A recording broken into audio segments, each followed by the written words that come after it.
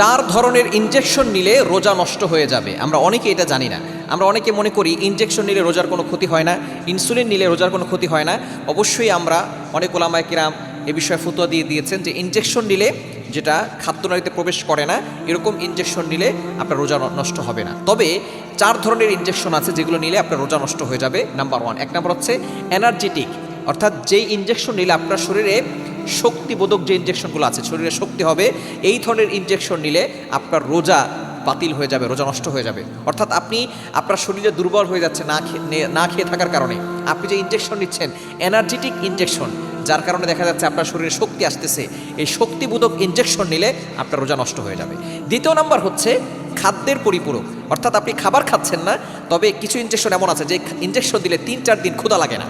এমন ইনজেকশন যদি আপনি আপনার শরীরে পুশ করেন তাহলে কিন্তু আপনার রোজা নষ্ট হয়ে যাবে। কেননা রোজা হচ্ছে আপনাকে ক্ষুধার্ততা শিক্ষা দেয়। অসহায় মানুষরা যারা না খেয়ে থাকে, যারা অসহায় মানুষ ক্ষুধার্ত অবস্থায় থাকে, তাদের যে একটা কষ্ট আছে, এই কষ্টটা আপনি বুঝতে পারবেন। এখন যদি আপনি ইনজেকশন নিয়ে নেন, খাদ্যের পরিপূরক ইনজেকশন, যেই ইনজেকশন নিলে আপনার ক্ষুধা লাগবে না, এমন ইনজেকশন নিলে আপনার রোজা কিন্তু নষ্ট হয়ে যাবে।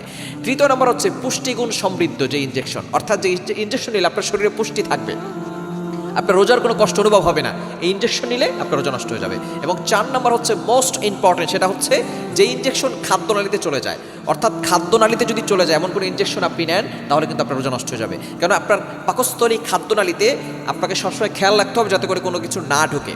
ইনজেকশন যেটা পেইন কিলার, এই ধরনের ইনজেকশন নিলে কোনো সমস্যা হয় না। ইনসুলিন যেটা চামড়ার ভিতরে দেওয়া হয়, রগেও যায় না, সেই ইনজেকশন নেওয়া, ইনসুলিন নেওয়া আপনার যায়, কোনো সমস্যা নেই। তবে খাদ্যনালীতে যেটা যায়, এনার্জেটিক যে ইনজেকশন, এরপরে খাবার পরিপূরক, খাদ্যের পরিপূরক যে ইনজেকশন, পুষ্টিগুণ সমৃদ্ধ যে ইনজেকশন, এই 4 ধরনের ইনজেকশন নিলে আপনার রোজা নষ্ট হয়ে যাবে। এজন্য অবশ্যই সতর্ক থাকতে হবে। আপনি এত কষ্ট করে যে রোজা রাখছেন, এই রোজা যাতে করে নষ্ট না হয়ে যায়, সুন্দরভাবে আপনি রোজা রাখতে পারেন, এই রোজা যাতে করে আপনার জন্য নাজাতের ওসিলা হয়।